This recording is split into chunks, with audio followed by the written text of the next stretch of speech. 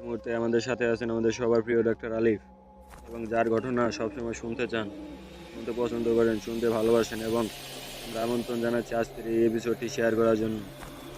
এই ঘটনাটি 2018 সালে ঘটে যাওয়া একটা ঘটনা। ঢাকায় রাত মানে ঢাকার কোনো একটা জায়গায় তাদের বাসা। এ বাসাতে থাকতো হচ্ছে নাবিল হাসান এবং রুমি নামে একজন মহিলা। সেই মহিলার বিয়ে করেছিল রাফি নামে একজন ছেলে, এবং বিয়ের পর থেকেই রাফি গ্রামের বাড়িতে মানে যেহেতু নওগাঁ ছিল, বিয়ের পর থেকেই রাফি তাদের সাথে থাকতো। তো ঢাকাতে যখন থাকতেন তখন এই রুমি আপা বাসায় থাকতো, রুমি আপার বাবার বাড়িতে। তো বিয়ের 3 দিন পর রাতের বেলায়, রাত ঠিক পরের দিন মানে তাদের মানে বিয়ের 3 দিন পর তাদের থাইল্যান্ডে যাওয়ার কথা ছিল। তো সকালে যেহেতু তাদের ফ্লাইট, এবং তারা আগেই সবাই ঘুমিয়ে পড়ে। রাত 3টা কি 4টা তখন ঘরে দেখা হয় না, ঘুম ভাঙার কারণে ঘুমের মধ্যে ঘুমের মধ্য দিয়ে দেখতে পান একজন বয়স্ক মহিলা বসে, বয়স প্রায় 70 কি 80 হবে, তার সামনে আসে এবং তার পাশে তার হাজবেন্ডকে জবাই করে মাথাটা নিয়ে দৌড় দেয়।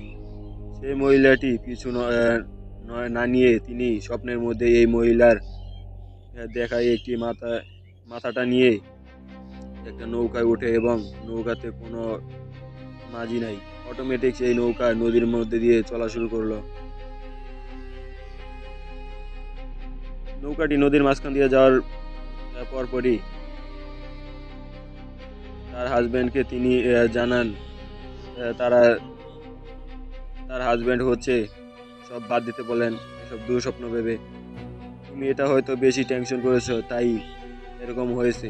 বিয়ে ছিল, অনেক ঝামেলা, তুমি যেহেতু পাচ্ছিলা, তুমি একটা টেনশন করো না, তুমি টেনশনের মধ্যে আছো।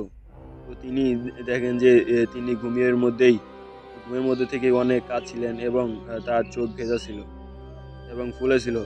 তো পরের দিন সকালে তারা থাইল্যান্ডে যাওয়া, এবং যাওয়ার পরপরই রুমি আপা প্রচণ্ড জ্বর এবং প্রচণ্ড শরীর ব্যথা শুরু হয়। সেখানে তারা আর ঘোরাঘুরি করতে পারেনি।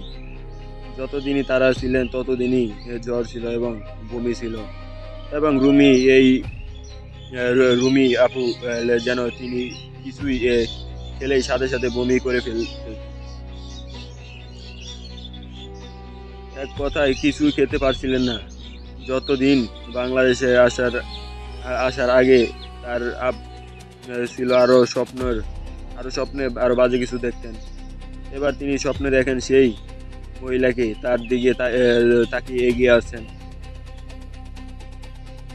তো এই ঘটনার পার্ট 2 খুব তাড়াতাড়ি আপলোড করা হবে। সে পর্যন্ত সবাই ধৈর্য ধরে অপেক্ষা করবেন। সবাই ধন্যবাদ। আল্লাহ হাফেজ।